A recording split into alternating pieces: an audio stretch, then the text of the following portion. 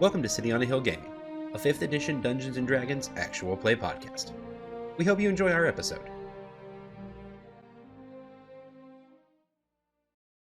Welcome back to City on a Hill Gaming. I am your Game Master, Ryan. I haven't said that in a while.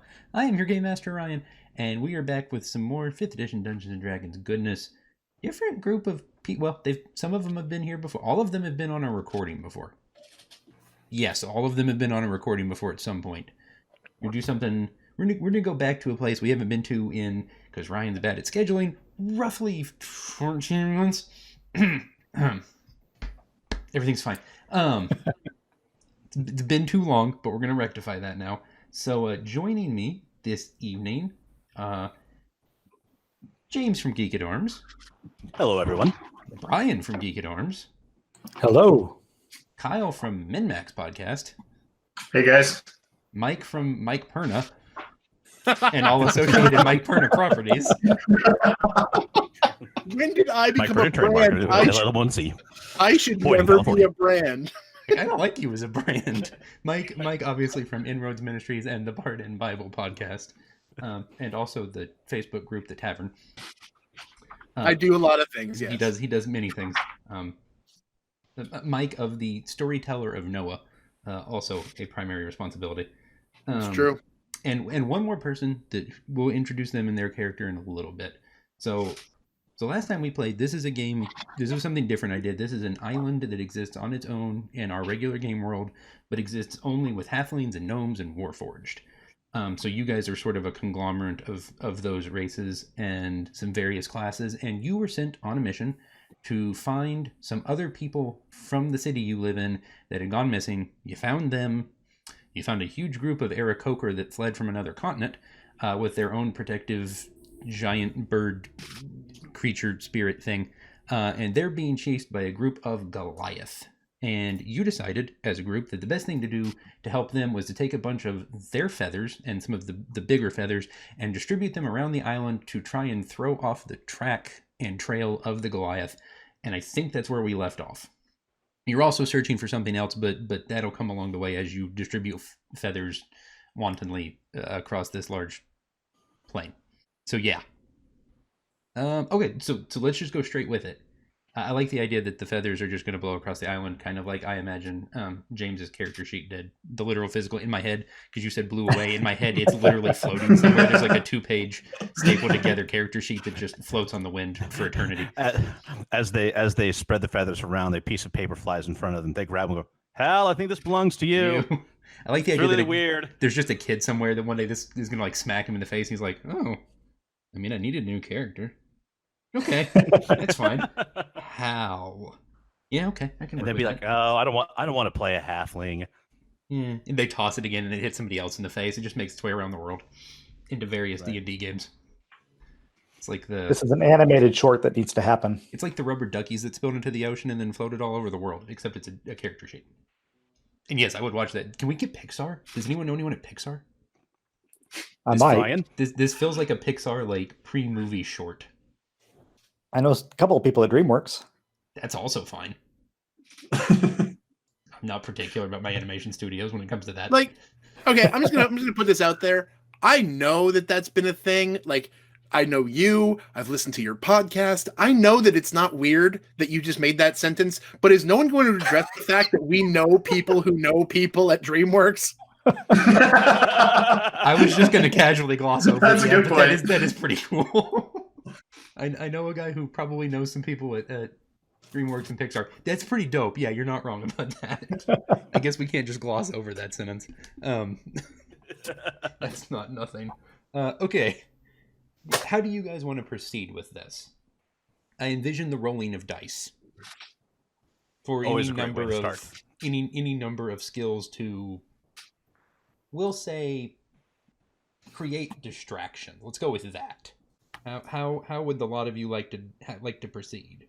Well, I imagine our ranger would be the one to take point on this. Yes. So I say we grab some feathers. Let's break up into, how many of us are there? 5 of us? There are 4 right now. 4. Let's break up into 2 teams of 2. 4.5. Gotcha. I'm counting that as a half. Because because with Goliaths around, I don't like the idea of anyone going off on their own.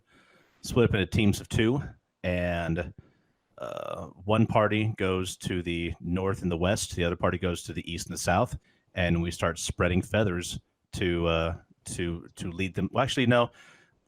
To spread feathers to lead the Goliaths far away from this area. Okay, before we go any further, because I did not think to do this before we jumped into gameplay, why don't the 4 of you introduce your characters? That would probably be a good idea. Bryan, who play you, sir? I'm playing Federnick, the gnomish fighter. Okay, James. I'm playing Halfast Highhill, the halfling ranger. Okay, Mike. I am playing this one. The to kind of even go the next step in case somebody is stumbling onto this one, which I don't know why this one would be your first episode, but just in case. I am an example of the fact that we are playing in a homebrew because I am a Warforged Paladin of the Creator. Yes. And you have a companion. I do have a companion. I wasn't going to introduce him. I was going to see if he wait. showed up Okay. in gameplay, but if you'd like me to introduce him, I can. No, I will make that happen. If that's an Okay. option, I will make that happen instead. Oh, I am totally ready for such a person. We'll call him a person to show up. Should it be required of him? Perfect. And Kyle. I am Kyle, and I am playing Winnie Glen, the druid Circle of the Land. Excellent. Okay, now split yourself into teams of 2 and make with the distractions. Great. Can I go with the big one? I'd like to go with the big one, please. Fair enough. I think that settles that one. This one was also going to recommend the short one come with me. Well, we're all short ones here, except for you, my friend. So, The especially Speak for yourself. short one. but now I just feel I don't know if I want to go with you after all. And at that point, in a weirdly kind of sarcastic note, just because this one is always trying to become a little bit more. I'm going to say he wants to become more human, but the fact that there is literally no human in this party, you know what I mean when I say that. That's true. So every once in a while, he's kind of like Data from Star Trek in that he tries really poorly to try and acclimate himself. And so much like he apologized to the bees for being very heavy, this is his attempt at sarcasm, and he's going to walk up to you and literally just pat you on the head in a very, very awkward, slow motion. Well, you don't have to be patronizing about it. It's like Big Hero 6. Yeah. He just like poke. And then as soon as you kind of step to him, he's literally just going to like crumple into himself and go, "This one apologizes." Oh, it's all right. And then he holds out his fist and goes, blah, la, la, la, la, la, la. Oof. I have to put that GIF on Twitter later. Okay, so I need each pair of you to make me... Each of you make one of the following. Nature, survival, stealth, deception, athletics, or acrobatics. Oh, thank Your goodness. choice. Thank goodness. You saved me there at the end. Any of the above from each of the 4 of you. Really? Yes, Ryan. Acrobatics? It's my highest one. Out of Ryan, the 6 I just- named? Yeah, funny enough. Don't know why. Just to clarify on the record, I got very pretty, super mega awesome dice recently, and I want to use them. So I'm not going to be rolling in the app. I'm going to actually be rolling physical dice. That's totally fine. It'll make a nice sound, presumably. Ooh, it also rolled a nice die for its very first roll. I got 17 in athletics. Okay. So then just Bryan. 18. Okay. So each group Weird. has at least a 15. So that's workable. So you guys kind of make your way through the jungle in opposite directions from each other as 2 groups, and essentially what this amounts to is you each have probably, I don't know, 20 or 30 feathers, some of them big, some of them small, most of them brightly colored so as to be obvious, and you, I presume, I tell you what, tell me what you do with them. What is your athletics or acrobatics or the lend to you being able to do to distribute said feathers like making it like making with the distraction. I will use acrobatics to shimmy up trees to plant feathers amongst branches and in various parts of trees. So one, more eye level with the Goliaths. Okay. And make it look like, and then I'll use my knife to also scrape into the tree claw marks like what you would see on an Aarakocra to make it look like one perched there. Okay. And I will use my very high athletics roll to catch Hal when he falls out of the tree. Because I think he had a 6, which I think was a natural 1. I imagine this one walking into a field with a giant, like, comically large sack of these feathers and literally just throwing it up into the air as high as he can and just letting them tumble out. Works for me. Kyle. So I think Winnie is trying to be clever about it, and he's using stealth to like sneak around. Like he knows predator habitats and things like that and the types of areas that predators would be. So he's trying to like sneak into these areas and like distribute them here and there to kind of make it look like, oh, maybe a bird got attacked by, some crazy predator of sorts. Over in this area. Yeah, Huzzah, like over feathers. there. Okay, love it. Mike, you do notice when you toss the bag in the air, this bag of feathers seems, we'll call it, I don't know, 7 or 8 light. Like you don't see some you specifically remember picking up, and you hear some noises inside you. And I believe you can open your chest cavity. Yes, Warforged tile. He doesn't often. He can, but he doesn't because he's very kind of protective. But the relationship that the two of them have, he doesn't need to open. It finds a way. That's true. You suspect that there has probably been some interior redecorating done internally, right? And he welcomed it. He welcomed it. Yes, absolutely, as you should. That has quite the eye for color. Okay, so y'all were asking me. For those of you at home, the character that was to be named later apparently is coming in very quickly. Full send, brother. Full send. This one has a friend. It was his only friend. It is that thing, which is a creature that lives inside of him. It's a little rodent-like creature. Because we established that it was originally going to be a mouse, but this one's creator was kind of a cruel, vindictive, twisted little dude. And so who knows what kind of weird experiments he had? I imagine this thing kind of like the picture that Ryan uses on the map for that. That thing is a little albino mouse-like creature with giant stinking ears and big black eyes. Mm-hmm. He looks like something from Lilo and Stitch to me. Very much so. And so I will let you tell me what that does, because being not me, he's technically being run by you. Fair. But he kind of, I do want to establish what that sounds like, because as I said before we started recording, I actually thought long and hard about what that sounds like. He kind of goes. That's exactly what he sounds like. You're correct, sir. Okay, after the descriptions you've just given of him and the fact that you said that you opened up your chest, I am now visioning Stitch driving Optimus Prime. And my first thought was, we're doomed. We're all doomed. No, I'm 100% in. I want that on a t-shirt. It's like the Optimus Prime helmet like lifts backward, and it's just 18-wheeler. I can't do Blue Punch Buggy in the same voice that you do Blue. I'm picturing him behind the mirrors in Optimus Prime's chest. Uh-huh. He's got the matrix of leadership, and he's just desperately biting it and chewing on it, trying to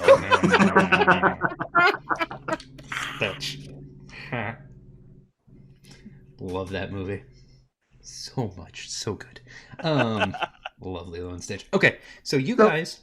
So what was there a thing to that? You said that was missing feathers. Was that just kind of collecting them? He has individually collected feathers out of the bag, like crawling up and down your arm as you've been walking, and has picked feathers one at a time out and is crawling back inside you and just has distributed them mostly in a group together, sort of as like a little nest. Didn't we establish that these things were pretty huge? Well, some of them are smaller because they come from the Oh, actual okay. Aarakocra and not the rock. I was about to You say have some this of one. them. Is, They were also this yeah, one they're is just like pretty sticking big, out. They're just sticking out of the joints in Mike. It's just like there's like 3 inches of feathers coming out of each separation. Nope, that's canon. That is canon. That's We're also doing fine it. too. That's also fine.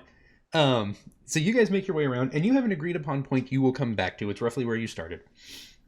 Not very far.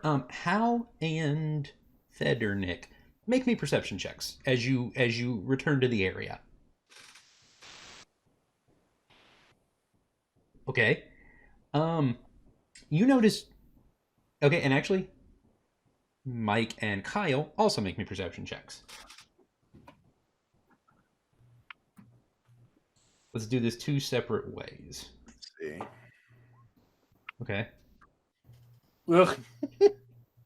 I don't see anything. I'm busy trying to figure out how to move in light of that's redecorating.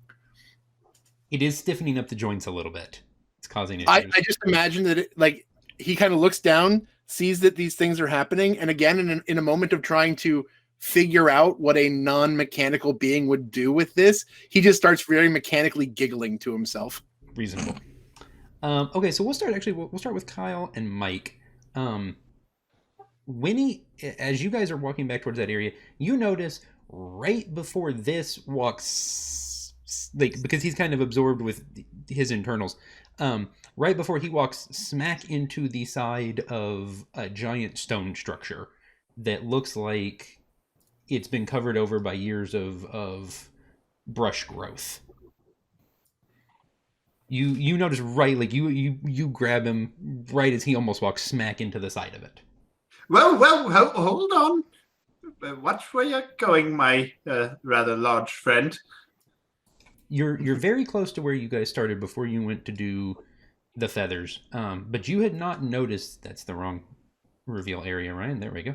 That's you had not noticed this before. It appears to be some kind of giant structure that has just had the forest has grown over it. Hal and Federnick, as you guys get back to the same area, you don't so much notice the giant stone structure as you notice a person who appears to be, we'll say, sneaking around and surveying the area. When you say person, can we tell exactly what type of person this is? Like, are they under the 3-foot variety or over the 8-foot variety?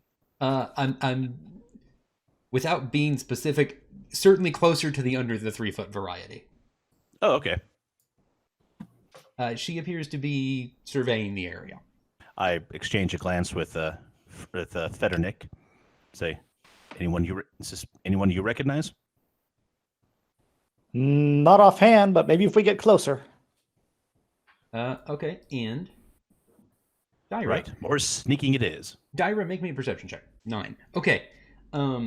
So let me go ahead and introduce this. The 5th member of today's game is Greg. Hello. This is Greg. Hey, Greg. Greg is our 5th for this evening. Why don't you introduce your character? And you don't actually notice them coming up behind you because you're absorbed trying to find giant stone building covered over by trees. I am Dyra Tosscobble, the halfling rogue. Okay, so any of the 4 of you, or actually any of the 5 of you, how do you want to proceed? I'm just going to... Giant stone building, also new halfling. You do you. Well, I know, seeing as I almost ran into it, I'm going to basically start feeling around, or at least looking around at what we have in front of us. Like, yes, it's forest covered, you said, like it's like overgrown and everything, Heavily. but that doesn't mean that there isn't something that I might be able to find. Like, anything that's growing out of this thing has to come from somewhere. Agreed. So, yes. So I'm basically just kind of looking around for anything that looks like some form of egress. Okay. What is anyone else doing? Ho, the halfling! What brings you up here? The ranger part of Hal's brain just went into, crap, what are you doing? You'll give us away. Oh, Dyer just turns around. Hello? Is Dyer somebody who would be in the upper class stratum of society? No, not low class either, just very All right. middle. Well, and Federnick probably doesn't know her, so he'll just stride forward, hold out his hand, say, "I'm Federnick. Pleased to meet you. You are? I'm Dyra. Ah, good to meet you, Dyer. I wake up. I'm Hal. Hello, Hal. What Well- brings you all out here? Well, we're kind of on a mission. giant bird feathers. Ah, Verlatoffel sent us out here to hunt down another group that had gone missing a few days ago. Greg, you do know that name. oh yes. I know him quite well. So, what are you doing out here? I am out here looking for a few temples. I am trying to find the onyx of Majayo. Ah, well, that's a bit of a coincidence. I thought you were looking for birds. I didn't say anything about birds. Did you say something about birds, Hal? That was mostly just me joking. No, no, but someone did bring up, giant feathers. Hi, that's me. There's a voice from the sky, I guess. Well, as it happens, we did find some bird people How people with our longbow? badly. Oh, yeah, badly. I think that was a Incredibly natural poorly. Because Hal is still slightly PO'd at Federnick, and it was a half-hearted pull of the bow. You just slapped me with a bowstring.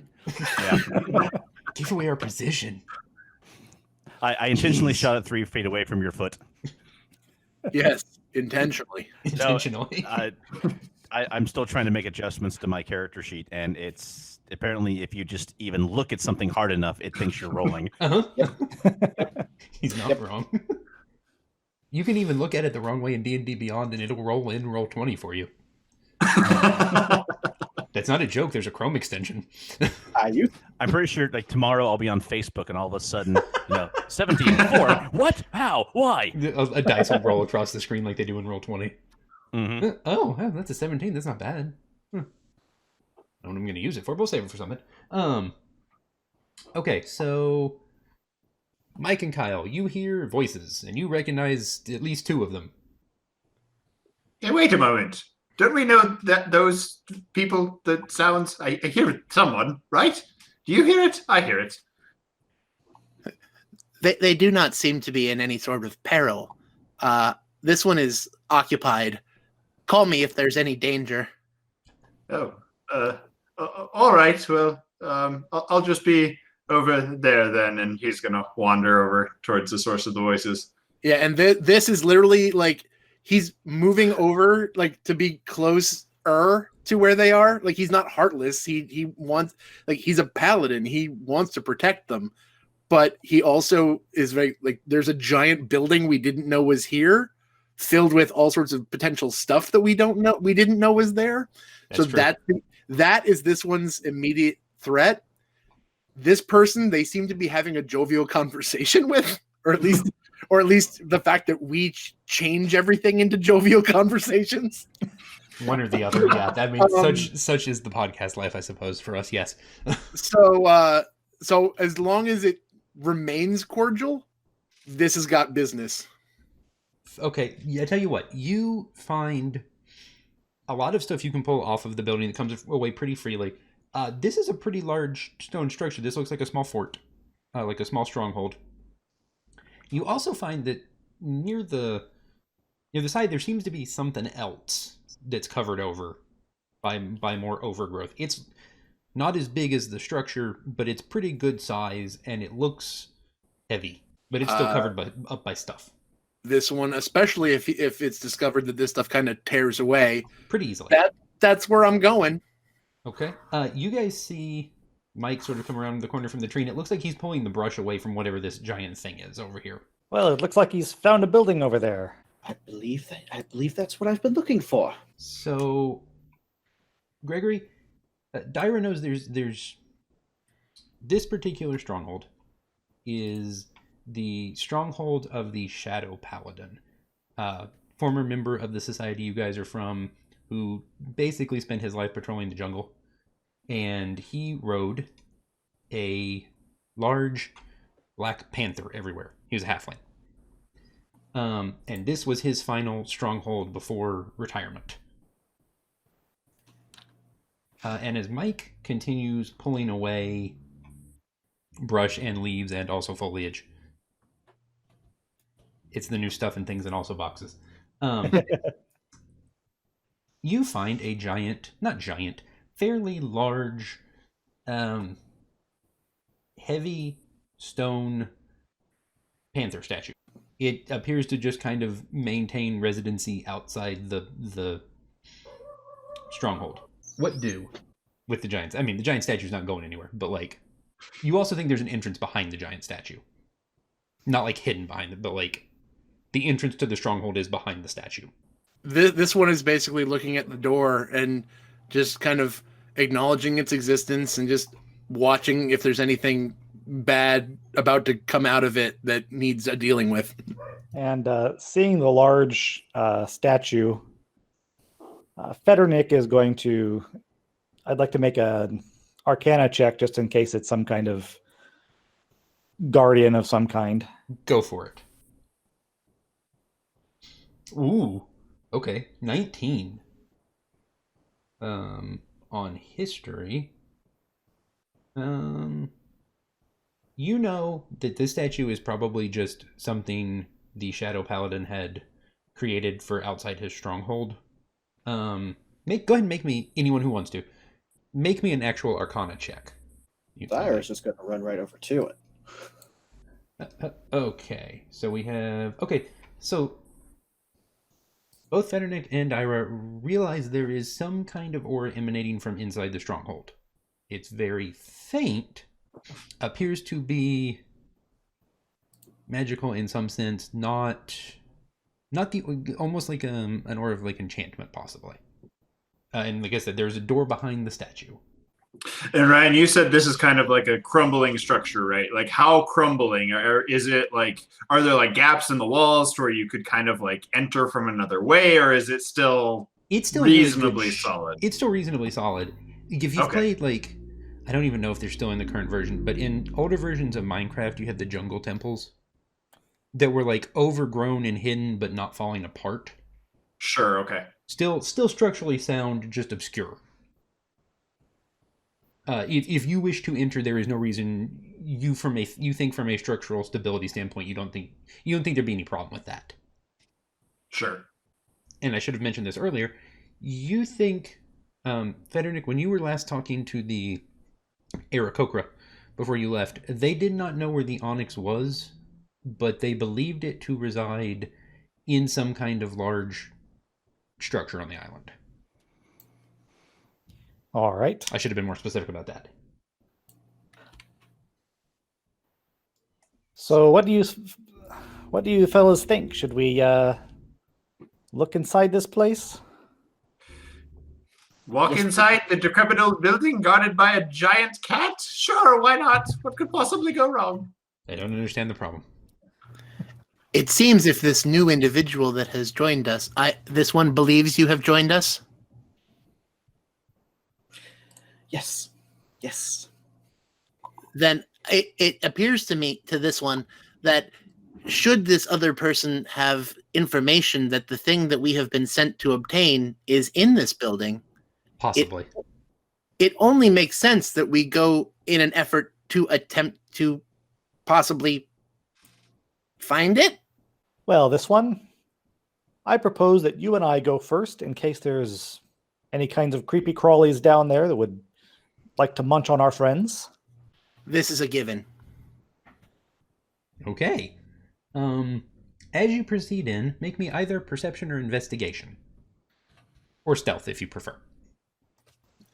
Seeing as this one has literally disadvantage on stealth. Ooh, armor, right. Yeah, I'm a giant metal dude with giant metal armor, so yeah, I clank. Reasonable. I literally clank. Federnick does too. What did you say? Investigation or what? In perception, investigation, or stealth. Well, of all those things, perception's at least a positive. That's at least a positive. And true to form, yeah, no, this one doesn't see anything. Nope. Okay. We'll go. Okay, so that was Bryan and Mike. So James, Greg, or Kyle. Any of the three of you want to make checks? Arcana checks, or what was the other one? Perception, investigation, or stealth. As you are now entering the stronghold of the Shadow Paladin. I might be a rogue, but stealth is not what I will be doing here. Mine is investigation. Woo! Okay. So we have a 16 perception from Dyra, a 16, you said investigation for Winnie? Yep. And a 19 perception for Hal. Okay. A couple of things you guys notice. Pretty decent sized structure. Does not appear to be trapped. Does appear to largely be empty. It actually isn't that many rooms. They're mostly empty. You do notice you find one room in the back, and it appears to be probably the chambers of the Shadow Paladin. You find a couple things. There's a bed, there's a table. Most importantly, you find three things. You find a map, a book, and a small panther statue. Like small, like hand holdable panther figurine. Hal is going to take a look at the map. The map appears to be of the island, and it appears to point. It shows you where the city of Enjoru is, sort of where the gorge that protects it, and all those things. It also shows you the location of at least two more of these type of stronghold structures. Both of them, his has a little mark next to it that seems to indicate, cool, this is fine. The other two seem to have marks next to them that indicate maybe not okay. Maybe problematic. And they're both, one is back near the gorge, the giant chasm that separates the jungle from the city. And then one is sort of closer to one of the smaller mountains on the island. Probably both less than a day's journey. And both of them are circled and have Onyx written under them with a question mark next to it. Okay, so two more cat temples. Potentially cat temples, yes. Yeah, potential cat temples, I think. But it's going to take a while to get to each one of them if the thing that we're looking for isn't here. And then you have the book and the tiny figurine. I'll go for the book. The book appears to be a journal of some sort. There's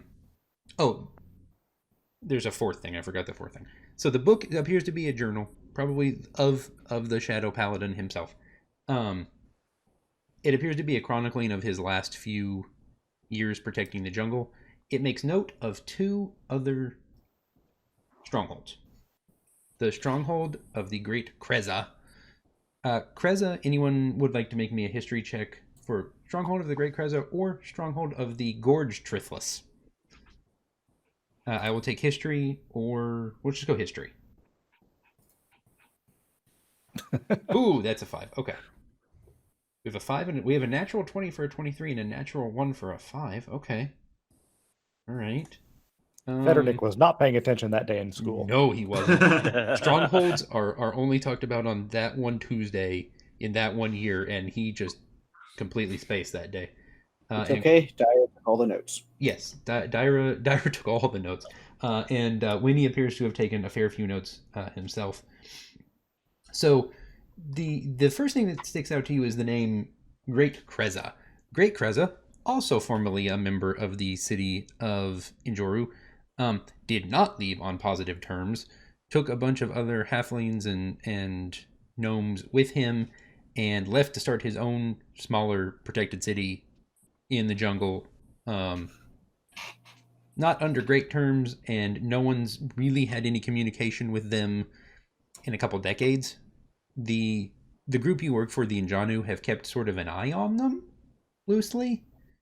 They seem to maintain their small stronghold and don't really seem to leave. The second, the Stronghold of the Gorge Trithless. Trithless is a word most of you know. So there's the giant gorge, 200 feet wide, 200 feet deep, that separates the protected city from the rest of the island. And living within that gorge is the giant Trithless.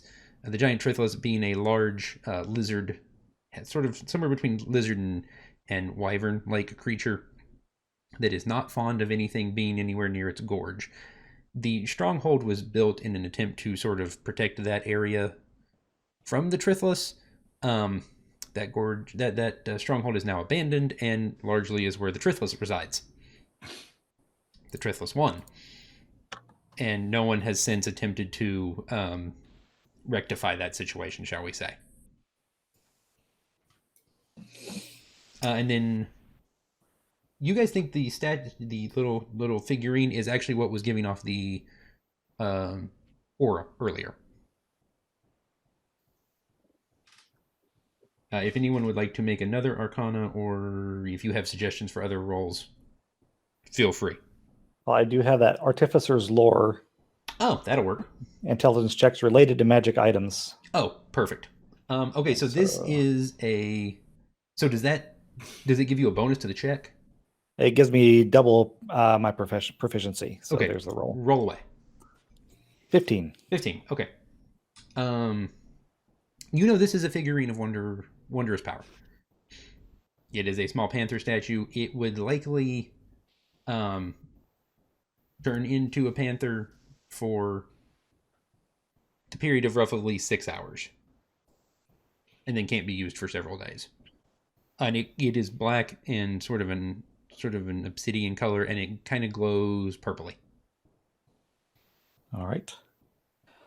So this is a magic object. It will probably turn into a large panther that will obey your wishes if anybody wants it. I don't feel any particular need to use it.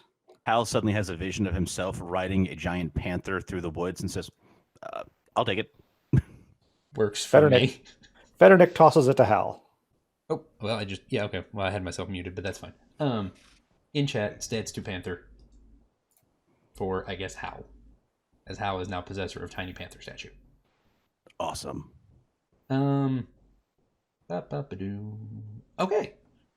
So, yeah. Oh, there's also a large... It almost looks like a woven tapestry hanging on the wall. And it appears to be the panther from out front. And seen on top of the panther appears to be a halfling in full black and purple armor. Likely the Shadow Paladin, of whose residence you are now standing inside, I suppose. Okay, what do?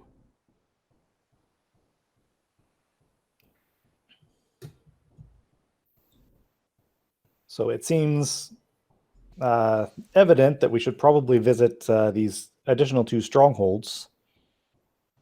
My vote is for the Gorge Trithless one, because that seems to be more likely where I'll be able to hit something. Okay.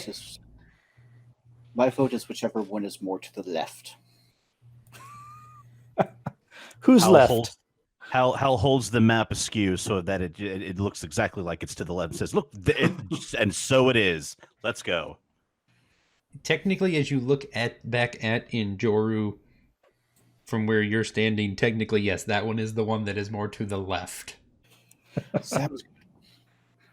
suppose. Yeah, that works. We'll go with that.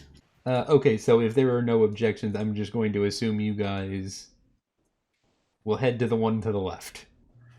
Yeah, this one goes where the little ones go. Fair enough, that's reasonable. You can follow me too, if you like. You have to realize, compared to this one, all ones are little ones. That is accurate. You're probably around 7 feet, yes, Mike? This is around 7 feet. I don't know if I actually quantified it, but I know that they basically go up to about 8 or 9 feet. Okay, that works. So I was generally considering him, because the guy who made him wouldn't want him to be excessively large because he was a gnome. Oh, sure. Reasonable. But he also wanted this one to be his muscle, so he would make him sizable. Fair. And Federnick is excessively tall for a gnome, and he's very proud of it. Yeah. I respect that. Okay. So I'm just going to assume that's where you guys head. So we're going to move maps real quick. You should now be on a much rockier looking map. Yes. With another small building. Indeed. So basically where you are, you have it takes you about a day. I assume you spend the night here because it's pretty late, and then you leave the next day. It takes you close to a day to get back towards the gorge, but this isn't the part of the gorge where you would typically cross from the city. This is much farther to the north. This is not an area where there's a normal crossing. This is just part of the gorge. There are some people who come and go from this area to harvest things from the jungle on occasion. That's sort of where they ran into the issue with the gorge Trithlus. But yeah, you see what appears to be the edges of an abandoned stronghold. Okay, perception checks.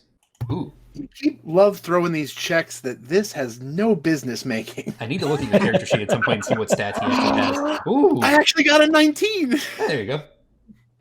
Kyle, good. And I think James actually may not be back yet.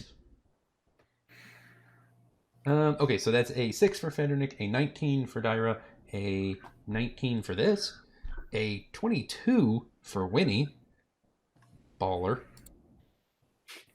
and... That's Winnie's middle name, actually. Winnie... Oh, wait, what's Winnie's last name? I don't have any... Glenn. Winnie Glenn. Winnie Baller Glenn. Fits. Canon. Are you from the Throgmorton Ballers? My mother was a Throckmorton Baller. I think I know your grandmother. Yeah. I'm going to be honest, the Throckmorton Ballers sound like a roller hockey team to me. I like the idea that in Enjoru, gnomes and halflings have a very competitive roller hockey or roller derby scene. Oh, you know it, yes. If you ever break out and City on a Hill starts covering other systems, if you ever do anything remotely cyberpunk. I was like, is there a roller derby game? You know what? In the indie role-playing world, there probably is. Wait, hold on. That's what Google's for. It's Roller... called Wait, what'd you say? Derby Drama is the first one I found. Roller derby RPG system. Derby? Yep, that's the sentence I just typed. Huh. There's also Roller Girls. Oh, Roller Girls Versus. Excuse me. Yeah, like I said, in the indie RPG world, if you can think about it, there's a role-playing game for it. The question that follows is, have you checked drivethroughrpg.com yet? No? Okay, check there. Yeah. Huh. Yeah, one of these is literally just roller derby. With dice. You just roller derby. 1 to 3 teams of 1 to 3 players each. Interesting. What the crap did we stumble into? That's what happened. I came back at a really weird time. Imagine you could adapt the rules from Car Wars for roller derby. That would be work fun. too. Yeah.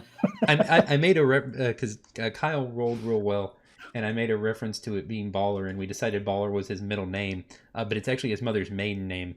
And we determined where she was from, and that Baller is actually their roller derby team. Yeah, no joke. Halflings I and will gnomes have a say- deep roller derby tradition. I will say, in the first game I ever played of the Invisible Sun system, you build this alternate reality, and one of the things that we created was that one section of town was literally being protected by a roller derby team. Look, that doesn't seem that far-fetched to me. It was kind of amazing. Like in life, I'd probably be okay with that. We had so much fun with that one because we literally had one of the things was a house that while everything around it was like blown out and torn down, it was like this perfect 1950s sitcom house, and literally every one of our characters said, "Yeah, we don't go there." No, that's a mistake. Probably not a good place. Okay. Where? How? I think, what did I say, guys? Perception? Yes. Perception Yes. check. As you have arrived at the stronghold. That seems unlikely. 2 natural 20. Okay, so you guys are good. You notice a few things. One, you hear a low, loud grumbling sound, like of a large creature. And then you also hear 2 distinct similar sounds that are much higher pitched and sound smaller. And they're slowly climbing up the side of the gorge Oh, in your general vicinity. Hal's going to put arrow to string. yep. So I'm going to put you guys back here a little bit so that you aren't like directly up next to it. Good plan. It's awfully kind of you. Well, since I just kind of randomly slapped you up there, it probably would be a little unfair. So peeking its head over the edge towards you is a giant Trithlus. Oh, And crawling up the side of the what's this word? gorge. The other thing. Edge. Ledge, cliff. Stronghold. That's the one I wanted. Ah, Got there. Are 2 slightly smaller baby Trithlus. Baby's a relative word. They're like y'all's size. Oh, good. Nothing says fun times like angering mama. Yeah. She had- Hal thinks like, as much as it has seen a bear defend its young, and this thing, no. The Gorge So Trithlus he's had like, babies. Crap. Nothing I mean, quite like being nobody- second generation nope. Gorge Trithlus. Nobody move. Nobody draw its eye. It's with its babies. We need to not be seen. that's not real easy. Also, you appear to see an entrance to the stronghold over where that marker is. There's a door. I say let's try to make our way to the door. Just fly casually. I expect nothing less.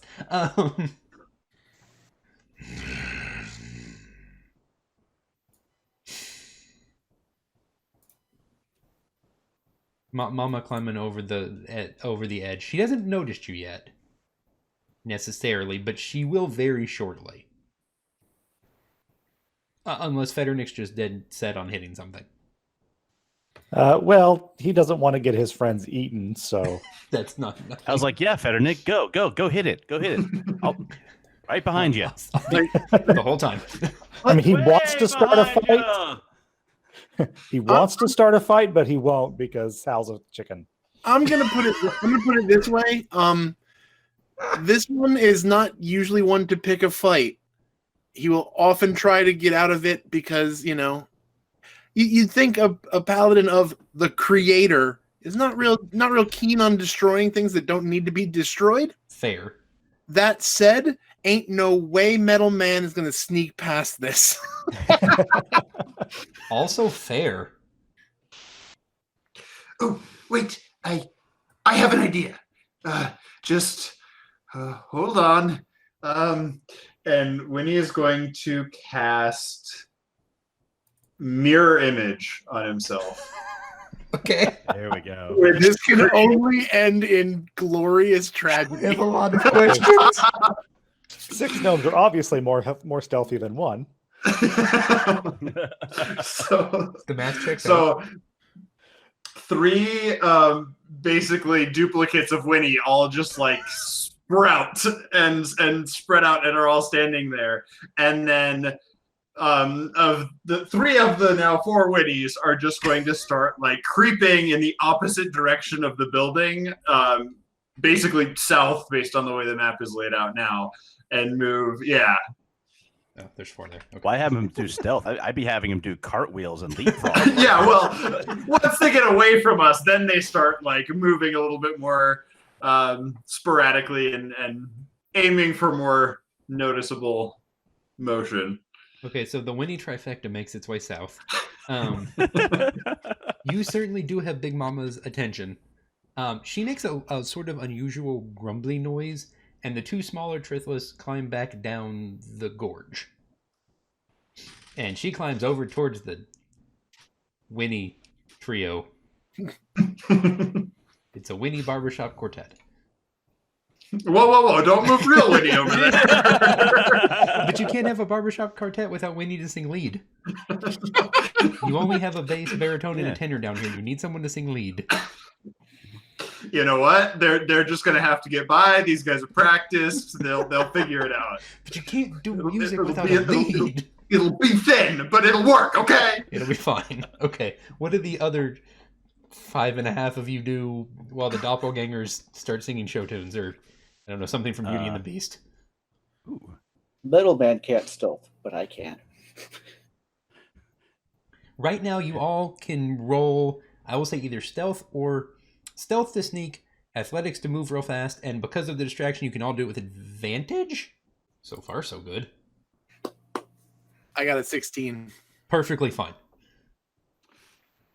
Yeah. Once more, Kyle. Oh, right. Advantage. Good thing. Hey, that's way better. That's a 20. Okay. At some point, as you're sneaking away, that pops his head out of your shoulder, looks at the three other Winnies, looks at you, looks at the regular Winnie, looks back at the three other Winnies, gibbers at you for a second in frustration, and then crawls back inside.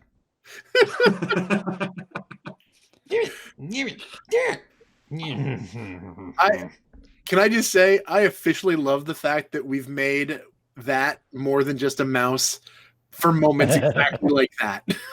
Yeah, look, I mean, it becomes what it becomes, and that has become a lot. That has basically become, in-universe Stitch, and it makes me super happy. Okay, so what you see in front of you is a giant stone stronghold with a door that appears to be very large and heavy and bolted. Openable, theoretically, but very large and heavy currently. What do? I'll try and lift it. You've literally pulled this one in two different directions. His instinct is to get between the monster and his compatriots. The other one is, I'm a big dude who's pretty strong. I could probably lift it. Hey, I've got my eye on Beastie over there. So you do what you gotta do, big guy. Well, I think this is immediate one, especially if everyone else is running over there.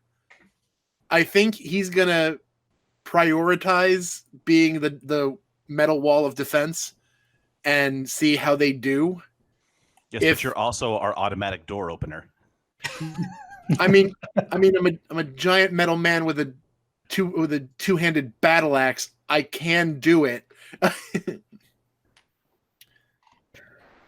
This one's whole, I don't want to say programming because he's Warforged, and that would lead to some terrible philosophical questions. Yeah, that's a place we don't need to go. But if you open the door and we can get inside, then we won't be in as much danger as we are right now. Well, you never know. Maybe I could open the door. I was going to say, Feder, you also feel like you have a decent strength score. If you want to give it a go, give it a go. That's why Hal looks at Feder and goes, "Yes, big guy, you should open it." You want just a straight strength roll? Yeah, athletics is fine. Athletics? If you prefer that. It's gonna be the same thing. He's gonna nat 20. This you should watch. I'm still rolling advantage there. That would be outstanding. It'll be a 9. It budge a little, not enough. Possibly 2-person job. And you say it's bolted. Is it still locked? Not locked so much as just like giant heavy timber brace. Somebody want to give me a hand with this thing? As soon as called, this would definitely come over and help. This needs this. Hey, Kyle. Yeah. Read me. What was the thing? What was that called? Mirror image. Read me mirror image for a second. Sure. Let me pull it back. I was wondering about that. It's been a hot minute. I need a refresher. Okay, so 3 illusory duplicates of yourself appear in your space until the duplicates move with you Until the spell ends, the duplicates move with you and mimic your actions, shifting position so it's impossible to track that's right. which This images. isn't, Yes, this that's right. isn't the I other totally one. This picked isn't up. minor illusion. This is mirror image. Right. It's okay. Right. It's fine. I do actually, because I'm a forest gnome, I do have minor illusion, so I could do that instead. We'll pretend it's Seeing minor as illusion then. Winnie has used that more recently than Kyle has played a druid. So Fair enough. Okay, so as you guys begin opening the door, and you do open the door, you see the Trithless is now has attempted to bite one of the Winnies, and nothing's really happened. Has attempted to breathe what looks like not so much fire, but just a burst that just kind of like forces the illusion backwards, and then has started swatting at the third one and just seems very confused by all of this. But Big Mama is occupied currently. Okay, so you guys open the door and step in.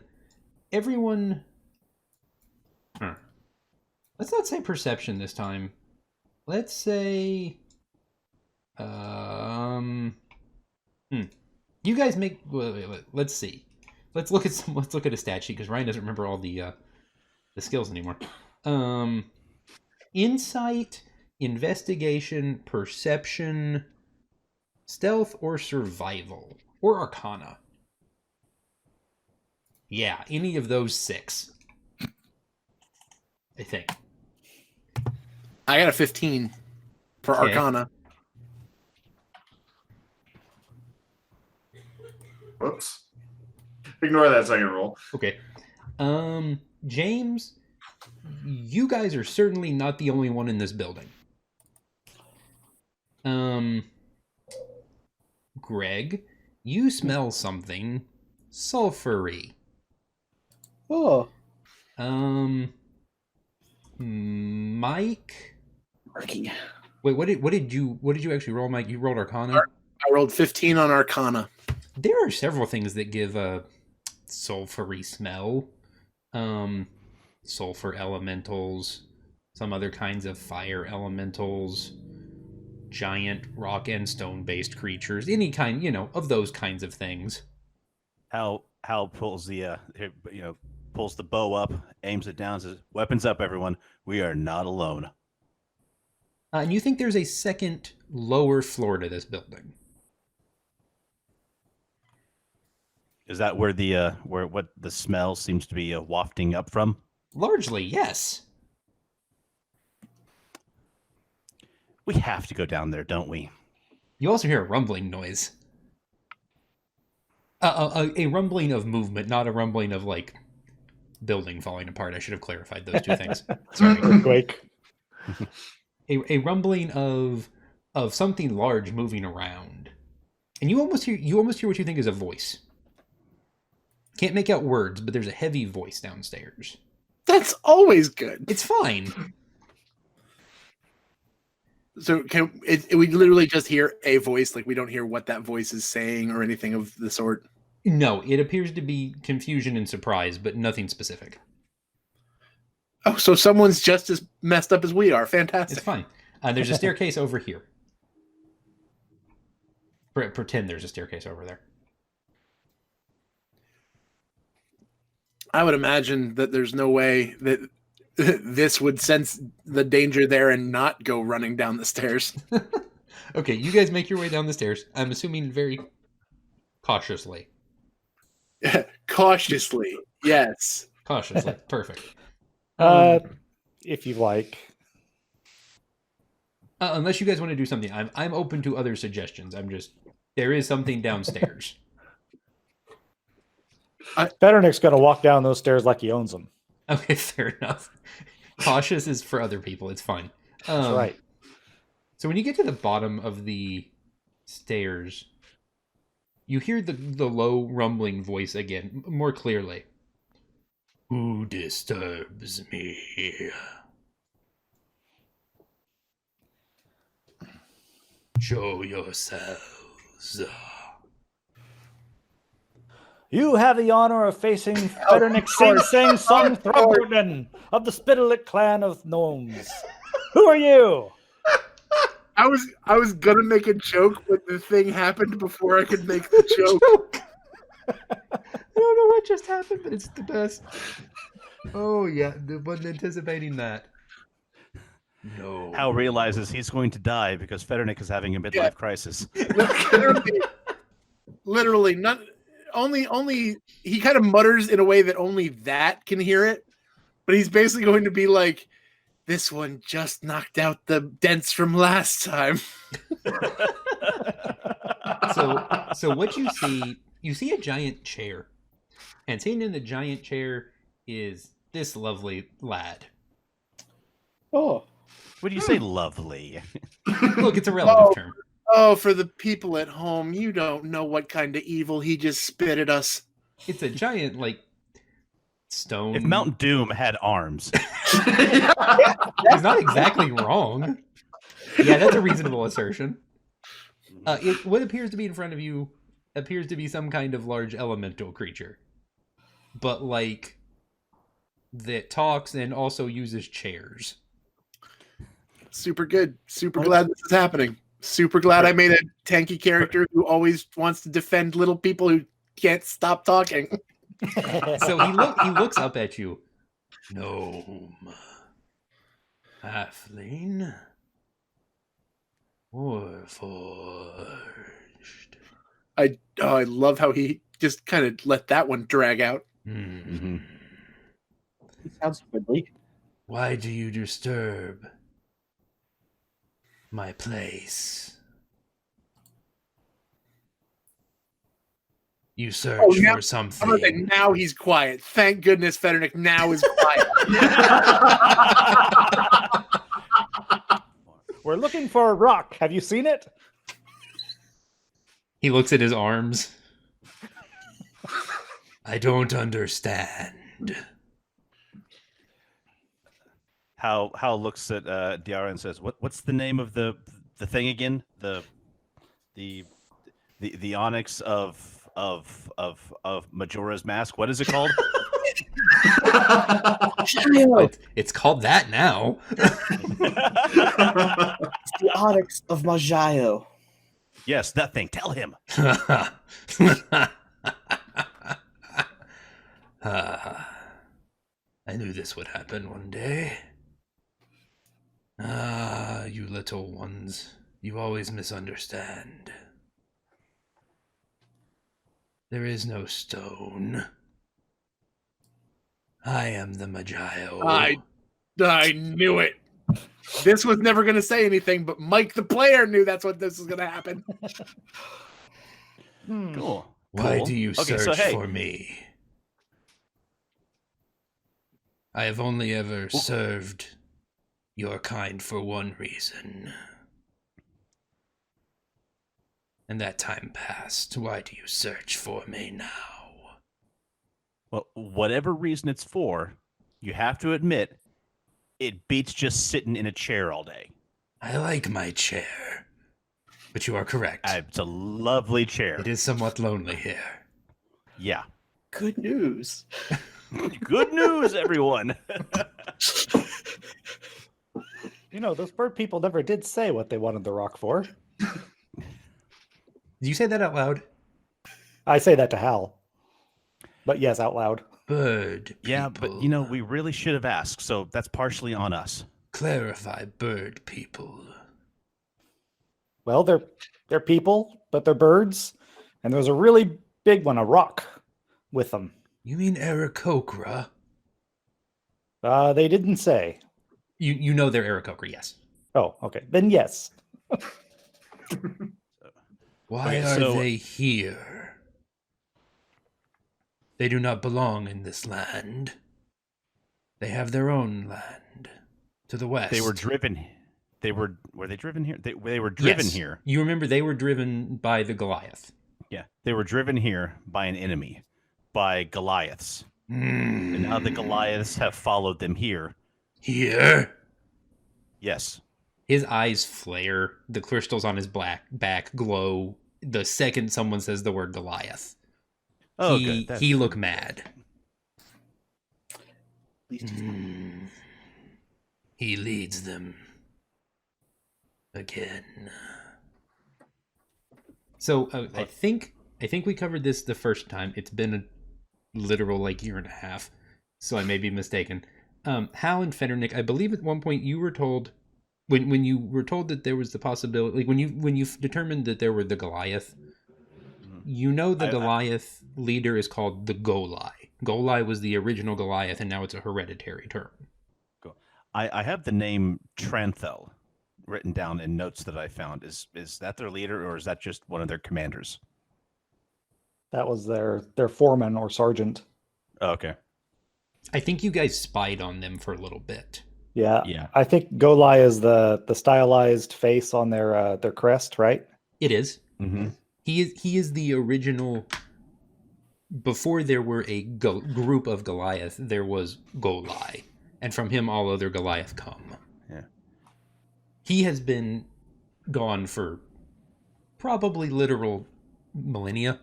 We don't know if they're chasing the Aarakocra. We don't know if they've come to take this land over or what. We just know that they're here now, and they're coming. They will not stay. He points. He walks over towards this left wall, and on it you see there's sort of a shelf. It's one of the only things that look like it actually belongs in this. Was there from when someone set up a fortress originally. The rest of it's just decayed or been destroyed over time, and obviously he doesn't need tables, crates, and barrels of things. He just really likes the chair. And with his big rock fingers, he pulls a book off and throws it at you guys. Not hard, tosses it at you. Learn your history, little ones. So the book, this thing old. This thing real old. Older than any of you, maybe older than your city. Surprisingly good condition, considering it's just been seen on a shelf for several centuries. It tells the story of the time before the halflings and gnomes moved to Injoru, when they lived in the land known as Solitude. You know from your history classes in school that you mostly stayed awake during, that the land of Solitude is now primarily the home of two groups, the Goliath and the Aarakocra. Originally, you gnomes and halflings lived there. They fled from the Goliath. The Aarakocra did not. Now the Aarakocra have fled from the Goliath. And it tells the story of the last time the gnomes and the halflings were in Solitude. Yes, that is just loosely a Skyrim reference. I needed something to name the Goliath region, and I like that word from it. I mean, obviously just a word in general, but I like it from Skyrim.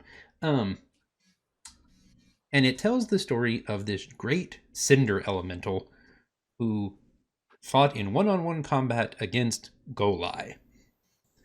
His name was Majayo. And he was a giant onyx-colored cinder elemental. You think at some point through the years, that's probably been poorly translated, and what you guys were expecting to be a big rock is actually this guy in all his cindery and sulfuriness. I mean, as long as he's with us, I don't mind that. Do you know where they are now? The Goliath. Hal's going to show the map that he got from the last temple, and do I have a basic idea about where? You know where the beach was. You spotted them last time. Yes. Yeah. So I point. This is where they landed, and they've been spreading out from there ever since. Then we go. You will come with me, yes? Yeah, we hope they're still there. About that. You will take me to them. I will make them leave this land like I did before.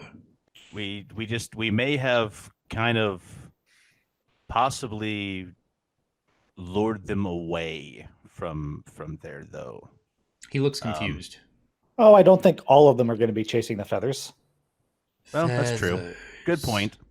Not to worry. Let's not get bogged down with who was spreading feathers where. Details. It's just details. Don't worry about it.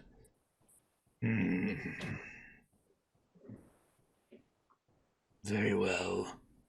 You will find them, and then you will bring me to them. I assume you do not wish them in your land. Good assumption. Then so shall it be. Go. Find them.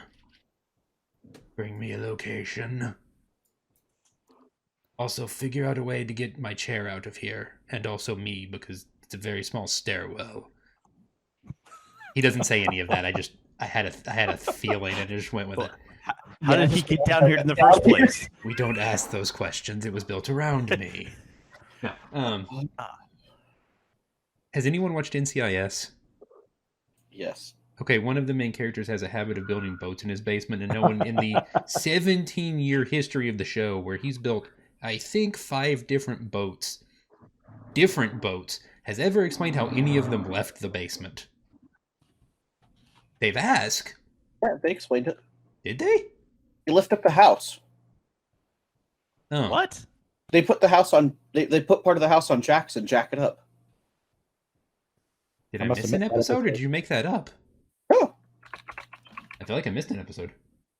Yeah, it was like the first 5 seasons. They talk about it somewhere. Oh. Maybe that's one of the ones I only watched once. There's a couple of those episodes I won't rewatch. What is happening in the comments right now? This is like the Pixar thing all over again. Yeah, well, more closely than that. For the listeners, I have worked on NCIS. You actually have worked on it? That's artist. awesome. I love NCIS. He digitally lifted the house to get the boat out. Yeah. How could I not remember that part of the episode so clearly? It was clearly Bryan's work. It was in the credits. House lifting by Bryan.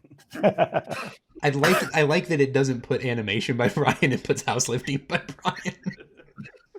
I like that much better. It's not so much that you did the work. It's specifically what work you did. I think that's the credits would be so long if they did that. I think it would make the credits more interesting. It's like moved house, not, the proper 3D graphic design done by. Okay. So you've made I'll say friend? You've made an ally. We'll go with that. Giant rock dude that makes me look like the rest of this crew, and he didn't smack us like a bug. Uh-huh. I'm gonna call that friend. Yeah. That's a reasonable use of that word. Because Hal's been sitting here this entire time looking at him going, I don't think arrows are going to work here. Nope. No, they will not. You don't know until you try. Let's not try. Let's not try. I know what'll happen if I shoot arrows into a fire. This is where I'm going to ignore the Yoda instructions, and we're going to do or do not. We're going to do not. Okay. Okay. So you made a big stone friend. Probably. Do you want to go look for the Goliath, or do you want to try and lure the Goliath here, or what do? I think we just take this guy to their campsite. They looked like they were setting up. Yeah, I'm with Federnick. Let's just take him straight there. You do remember them looking like they were setting up for the long haul, and that small patrols were going out.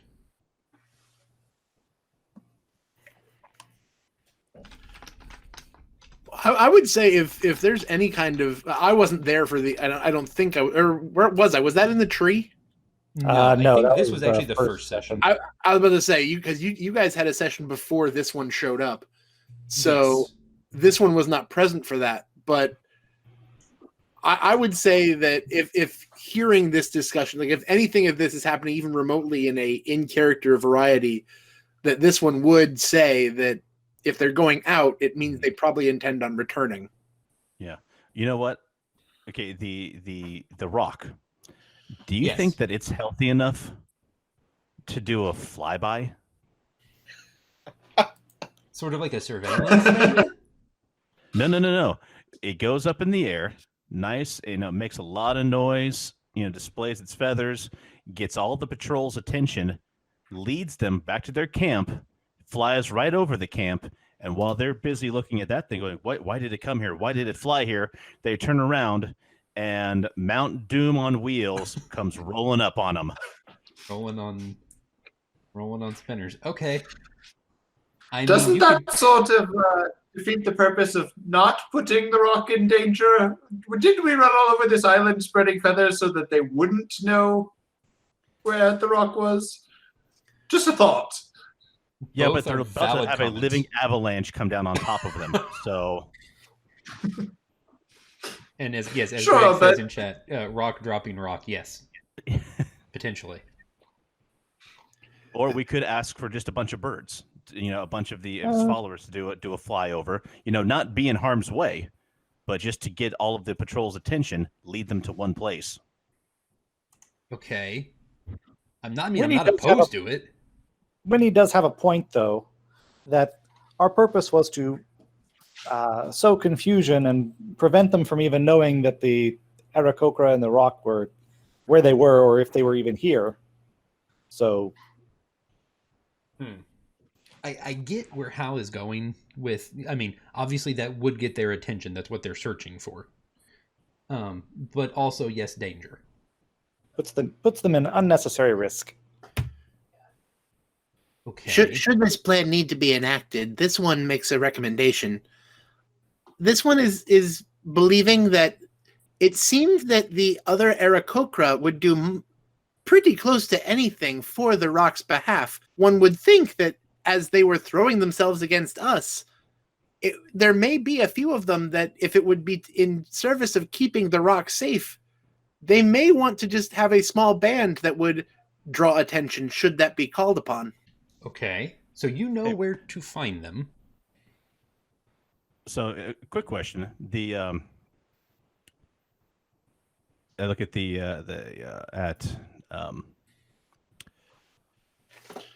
Ryan, the one who made the barbershop quartet, Winnie. Winnie. How effective is that spell? Oh. You mean the one where I made copies of myself? Yeah. Could you make a flying rock? I don't think I can do anything quite that big. No, that's a little small things, small little distracting things. Sure, large things. I mean, if you wanted to use my tricks, run all over the island. Oop, you cut out there at the end, Kyle. You were good up until like those last two sentences. Oop, wait, he may have been gone completely now. He's still there. No, I don't think he is. We may have lost the Kyle temporarily.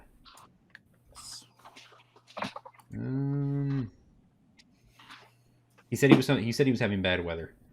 Okay, so essentially your supposition is to like minor illusion some Aarakocra to draw attention instead of using actual Aarakocra. Am I correct in this? Yeah. Okay. I mean, it's a bit of a risk. I still think the rock would be the one thing that we know for certain is going to draw all of them. And if it flies high enough, the risk is minimal. But the Aarakocra might do the same. While this one is confident in his healing, this one also does not think that the rock should be flying based upon the healing that this one provided. Fair enough. I guess we can head back to the cave, find out what the rock is cooking, see if it's anything good for dinner. Have we literally gone a session and a half without making the joke of smell what the rock is cooking? It's because Yes, I try we and have. avoid rock jokes on this podcast. I mean, yes, you can go back to the Aarakocra cave, absolutely. Do you wish to take Majayo with you?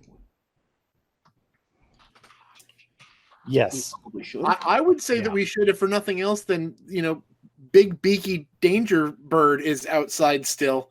And I would love Big Rockman to protect us from Big Beaky Danger Bird. Stands to reason, yes. Okay, so we'll assume you travel back to the cave. With Big Rockman in tow.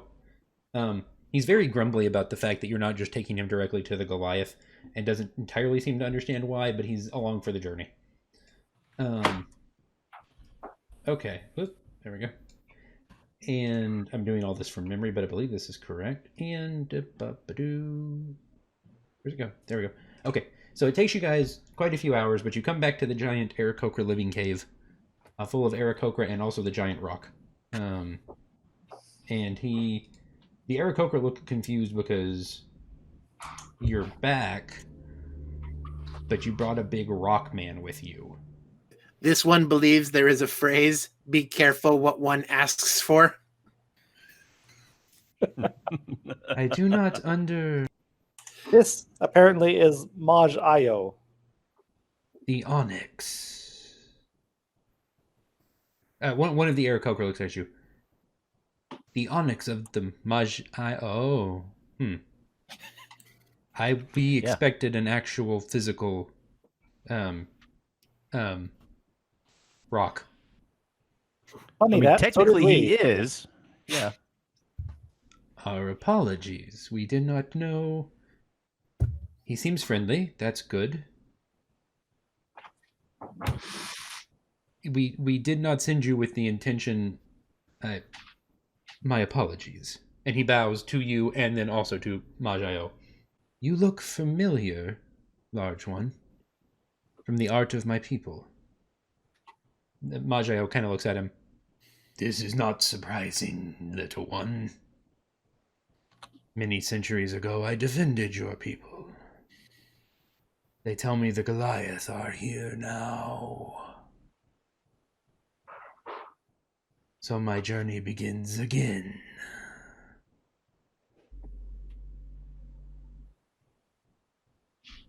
Okay, do you guys have questions for them, I guess? Al, Let's just say, what do? So I explained to the rock that since Big Boy here wants to basically take out the Goliath in one swell foop, we want to use volunteer Aarakocra or possibly illusionary Aarakocra to lure all the Goliath patrols that are out and about because of a brilliantly executed feather plan. Sure, And like you do. lead them back to the coast to where they landed, so that they can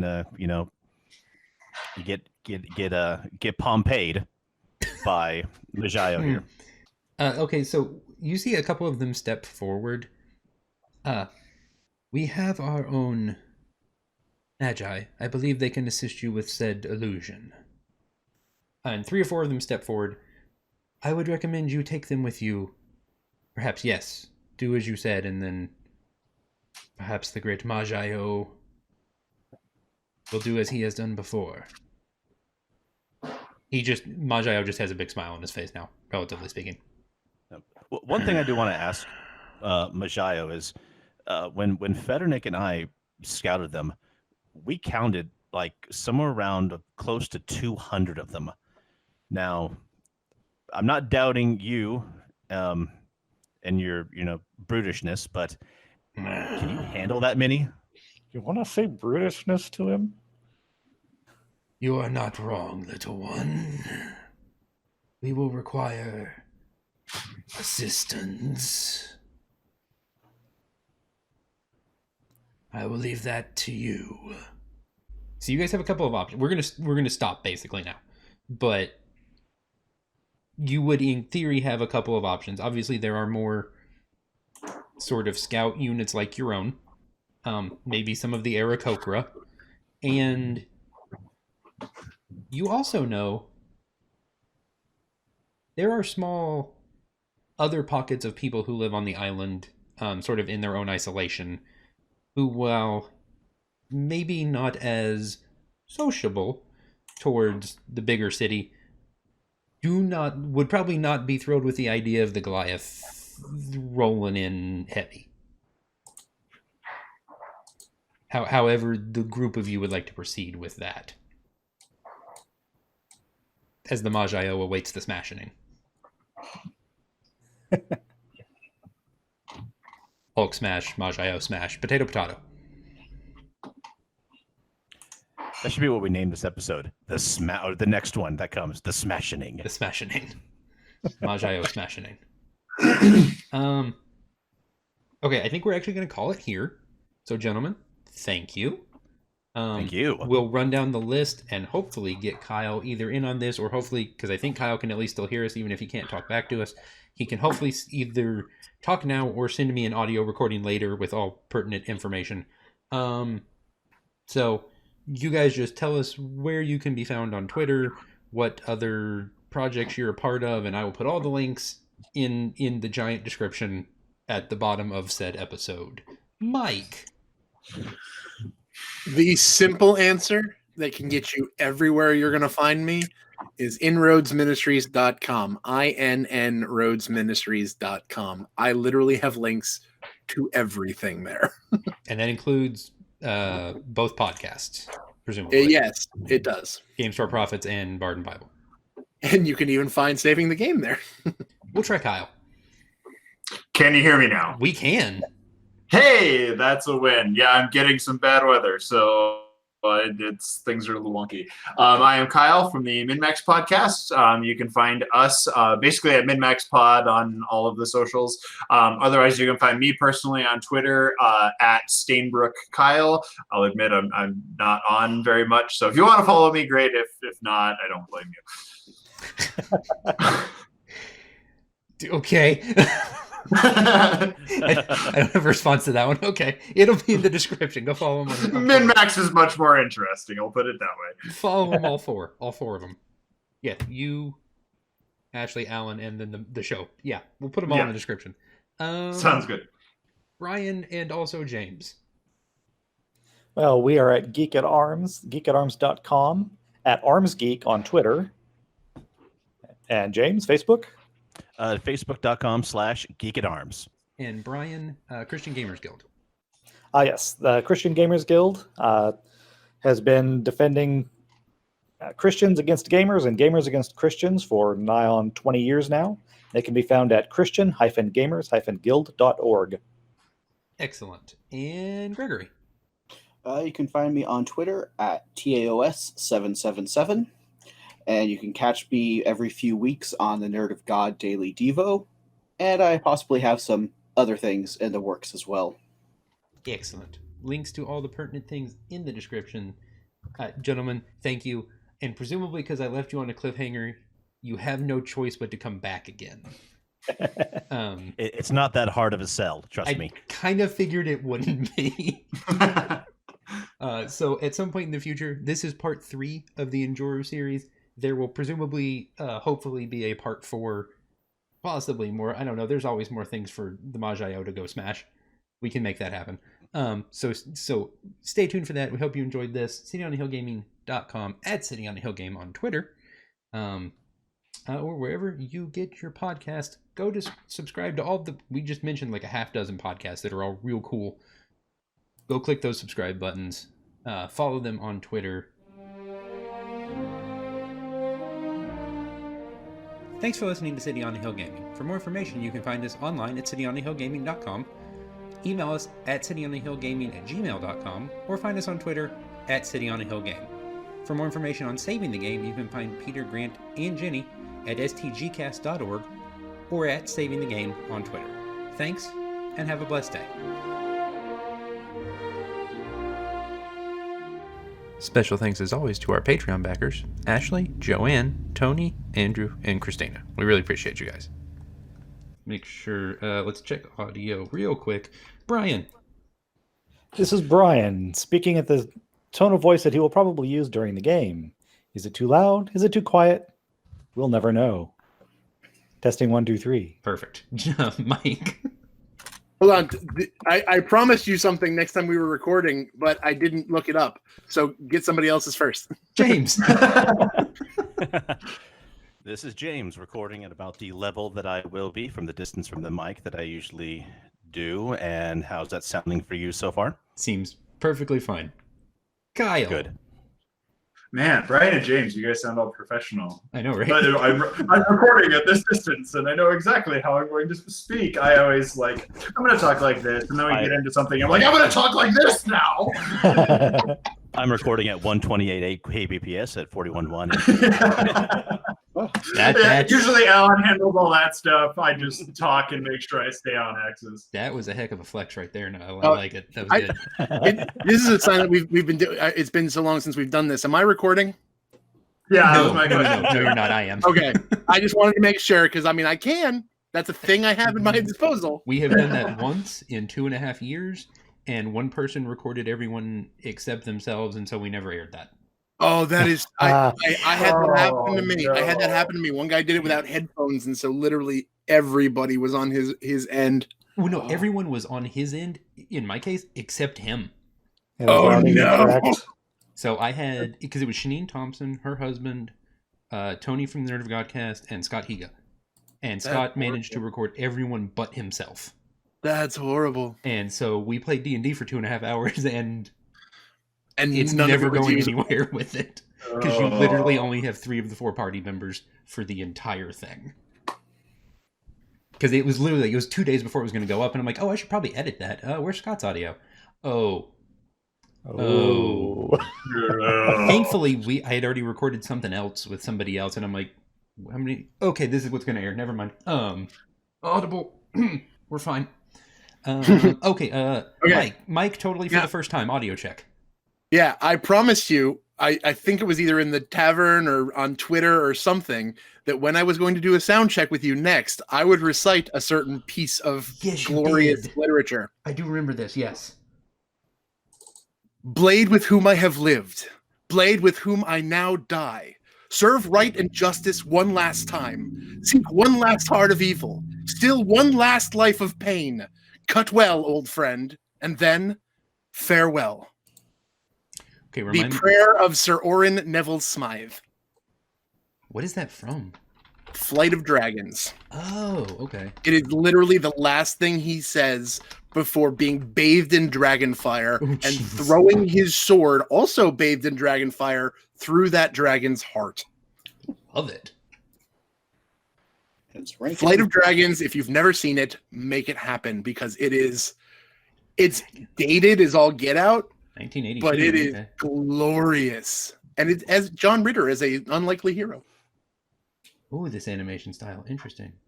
Yeah, James Earl Jones is Owen on the Red Wizard. I do love James Earl Jones. I can't remember the actor's name, but Colonel Potter is Carolinus the Green Wizard. I do love Colonel Potter. Harry Morgan is his name. Harry Morgan, yeah. According to Wikipedia, IMDb. Huh. Yeah, no, that dude was awesome. The movie is fantastic, and I will go on at length with anybody who wants to talk about that later. But that what movie is this again? The Flight of Dragons. 1982 animated fantasy movie. I'm down. I'm totally down for this. And it's Rankin and Bass animation. It's Rankin Bass, yeah. Nice. And it's James Even Earl better. Jones and Colonel Potter. And- That's and an the- unlikely duo, and I like it. It's also one of those ones that it says based on a book that it's only very loosely based on a book. It's literally based on the Earthsea books. Literally I want to say he's like a biologist of some kind, asked himself, so theoretically, how could dragons, if they existed, fly, breathe fire, etc.? And so he created a book called The Flight of Dragons, in which he literally broke down how it is biologically possible for those things to happen.